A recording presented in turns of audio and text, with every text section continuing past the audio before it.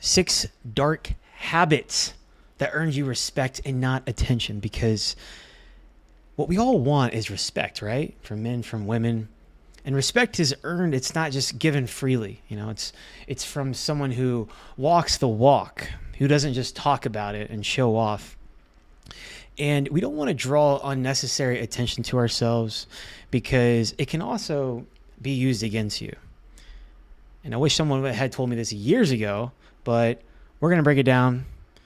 Subscribe to the channel if you're not already. I'm dropping videos every single day. Let's get into it, man.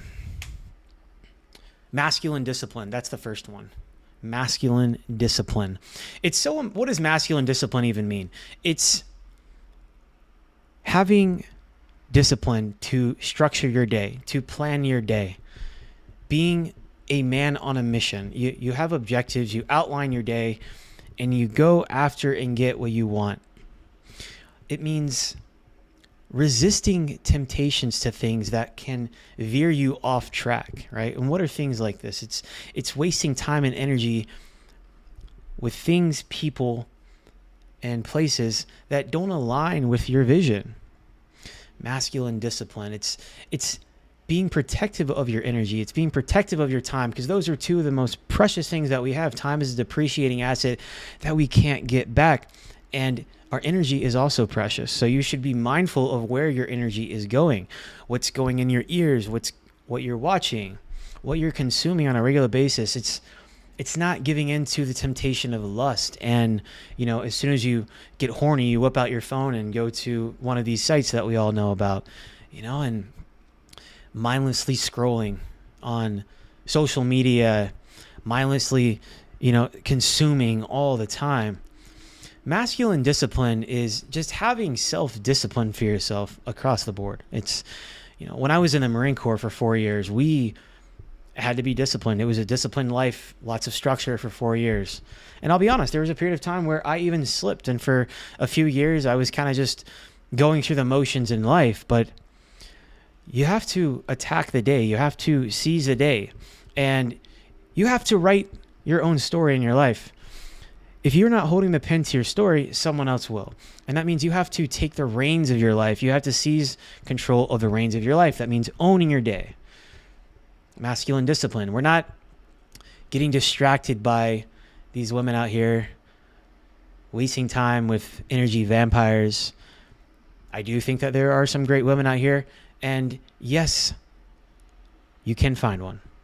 But masculine discipline is being willing to say no to things that are not good for you, whether it's eating junk food, it's overeating, overindulging, it's overconsumption of social media, of video games, of TV, Netflix. It's being willing to have self-restraint, to not just give your energy away to anything and everything. It's being willing to say no to things that aren't aligned with where you're heading. And you have to be willing to say no to something if you don't feel like it. If you don't want to do something, that doesn't mean you have to always say yes to it. Only say yes to things that you really want to do. And if you have friends, or if someone's wanting you to do something and it's not aligning with what you want to do, like going out to drink, going to a strip club, or, staying out late partying. If you have old friends that want you to do things that aren't really aligning with where you're going, it's being man enough to say, hey, you know what? I don't feel like doing this. I don't want to do this, or let's do something else, or finding new friends. Masculine discipline is not watching Pornhub. Excuse me, guys. It's not watching Pornhub, right? It's saying no to porn, and, putting down that cherry vape. It's having consistent routines for yourself, planning your day, having objectives, and going and crushing those goals each and every day, and making sure that you're showing up consistently for yourself. The second thing is quiet confidence, right? What is quiet confidence? actions speak louder than words, right?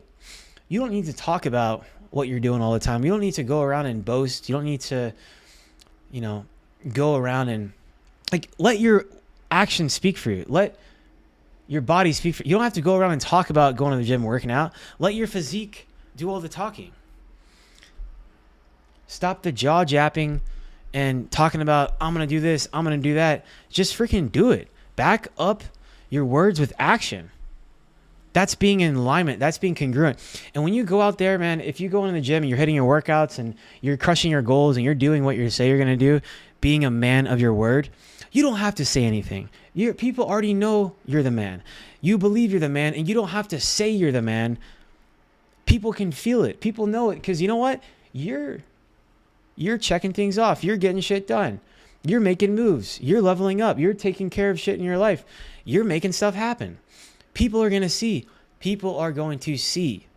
It's not like these Wes Watson and all these freaking social media influencers out here flexing their entire lives, man, like trying to show off their watches and their cars and their freaking, $10,000 a month condo and all their Lamborghinis and stuff, man. Like, you don't have to do that. Look, years ago, I did some fitness modeling, and I used to flex my physique all the time because, yeah, I had a great physique. And even when I wasn't maybe getting paid for fitness modeling, I was still fishing for validation all over, just putting myself out there. And I realized, like, this is stupid, man. Like, what am I trying to do? I'm trying to get attention. It's from the ego. Instead of boasting, you want to have silent confidence. It's like I said, it's speaking through your actions rather than words. You don't have to talk about it all the time. You want to get in shape? Get in shape. Put in the work. Put in the reps. You can't buy your ideal body at aisle 5 at Walmart. You have to earn it. You have to put in the reps, man. You got to pay sweat equity. You got to pay your dues every single day and show up for yourself. Crush your goals. You don't got to talk about your goals, man. Like, I see people that sometimes talk about their goals and stuff and tell everybody. And you know what? If you're talking about your goals to every single person, man, what happens is it actually activates the reward system in your brain that if you haven't accomplished the goals yet, it actually kind of makes you feel like you get a dopamine hit that you have accomplished some of these goals, even if you haven't done it, if you're just talking about it all the time. So you don't need to boast. You don't need to brag. Just show up. People will talk you up for you. If you're humble, right? I'm not saying being all meek, but if you're humble, people will talk up for you anyway. Let's just talk about it. Actions always speak louder than words. The third thing is emotional control, emotional regulation. It's being able to maintain composure.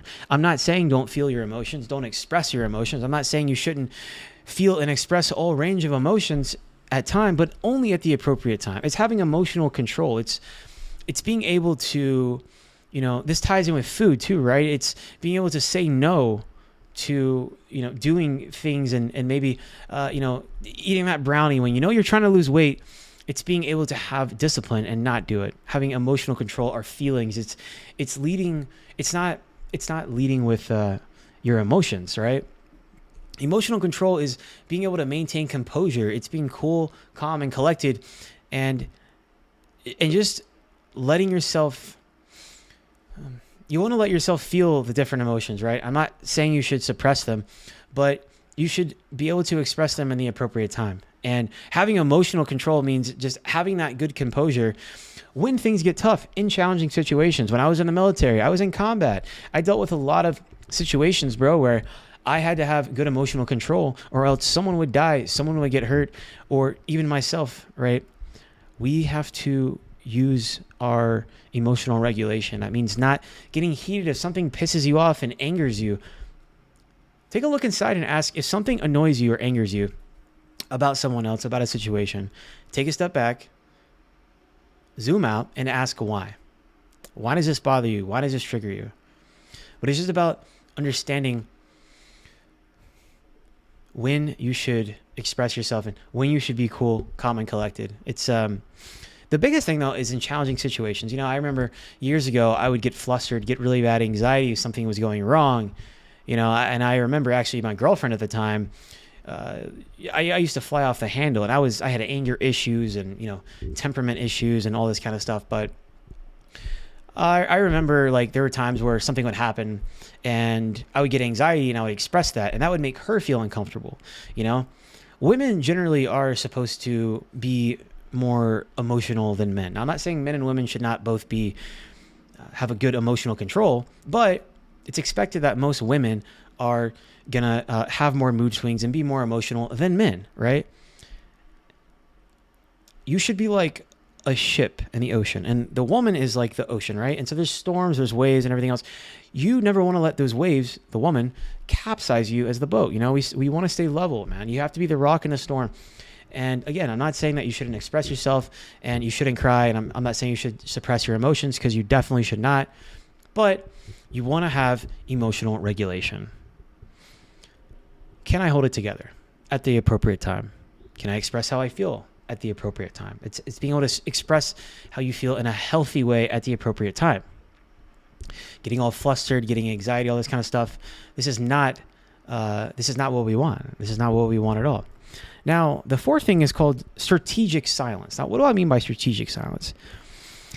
It's the power of listening more than speaking. So, you know how a lot of people, you go out, you go to a party, you're at work or whatever, everybody's just talking, and sharing about them. Just sit back and listen. Because a lot of times, you'll see people just overshare. And it can also be used against you as well if you overshare. You don't want to overshare. You don't need to overshare anyone, right? I'm not saying you shouldn't share, but sit back, man. Talk less, listen more. A really good book by Nolan P. Nichols called The Lost Art of Listening. And I struggled with listening for years. I was just always yapping and running my mouth. And you know what happens? People lose respect for you. Only speak up when you need to say something that's valuable. You don't have to always talk. And thoughtful silence. Thoughtful silence can have a more profound impact. You know, you ask somebody, a question, right? And you give them time to answer it. You sit there and wait. You don't have to like fill in the silence all the time. You don't have to yap all the time. Another part of this too is strategic silence. You don't have to, like I kind of mentioned earlier, you don't have to always talk about your goals and every single thing that you're doing. Move in silence. Build in silence. Now, if you have, a close friend or family that supports you in what you're doing in your life, you can open up, you can share with them, but you don't need to tell everyone all your business, because it can be used against you too, man. That's the thing, is like, you'll hear people talk bad about themselves. They'll just start running their mouth. For example, I have a corporate job, and we were in a company meeting earlier, just a sales meeting.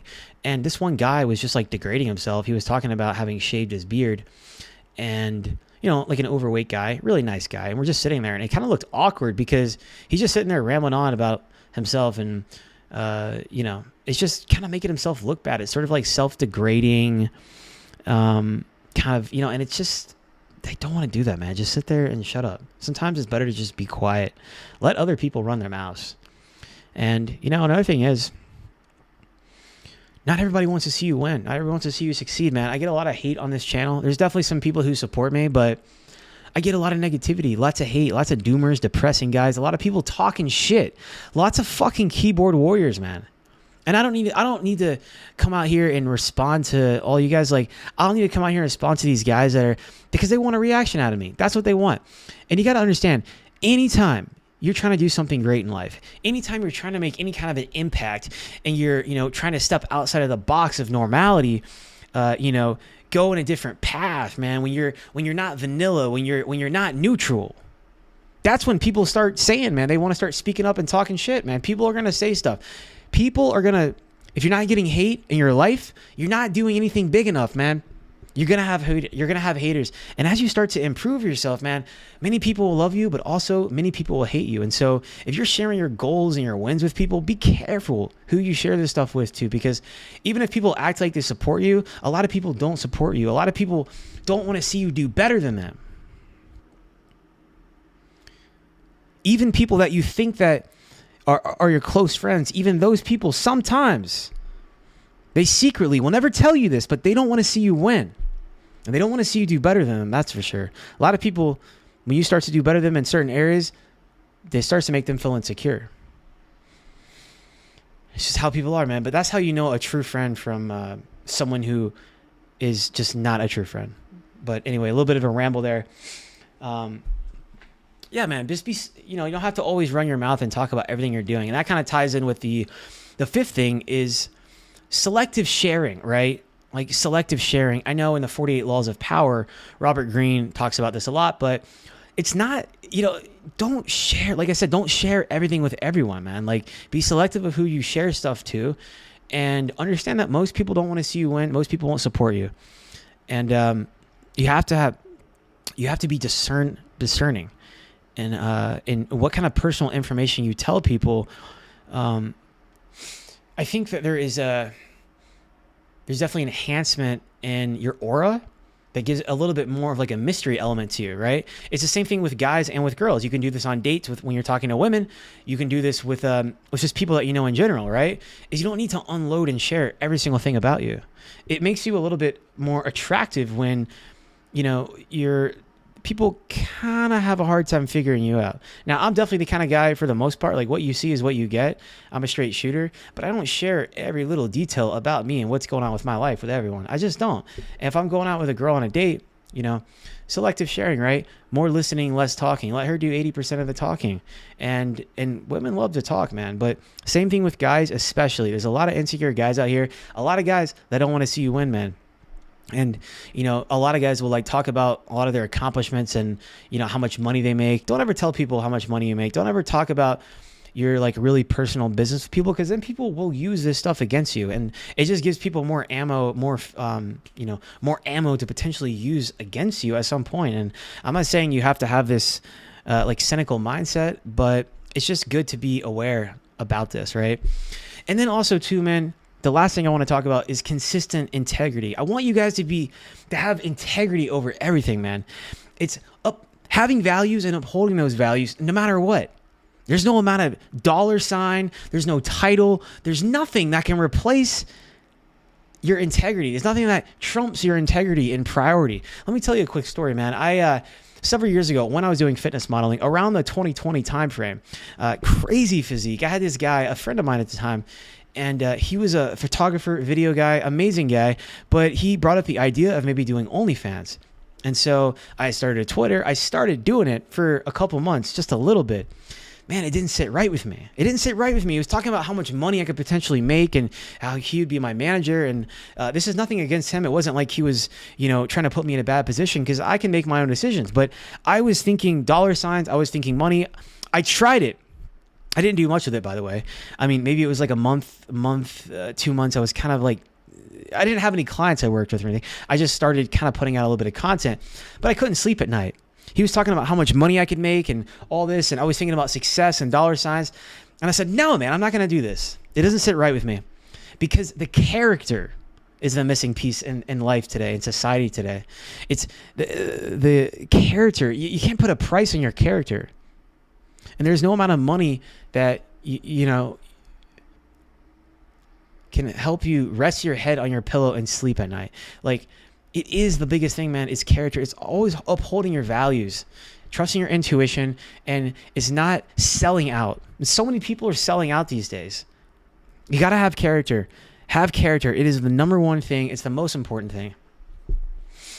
And that doesn't mean you're perfect all the time. It just means when something happens or you start to do something or you're faced at a crossroads with a decision to make, are you going to go through with it, or are you going to stay true to yourself, stay true to you, stay true to your values and what you believe in? Because it's so easy to sell out, man. But you only have one reputation. You only have one life. And, you know, you came into this world alone, and you're going to die alone. Your soul is. And I think that's one of those things where if we live a life that is not pure, you know, if we live a life where we're jeopardizing our integrity, I think that's going to, that energy is going to carry with us after we die one day. So it's just being consistent with integrity, man, and just showing up consistently, upholding your values consistently, even when it's not convenient. And that means saying no to money. That means saying no to things that don't align with you and your vision and who you are as a man and what you represent. It is a cornerstone for earning genuine respect from people, because it has to be earned, man. And people will have so much more respect for you if you are a man of integrity. You know, it's having principles that you live by. And if you don't stand for something, man, you will fall for everything.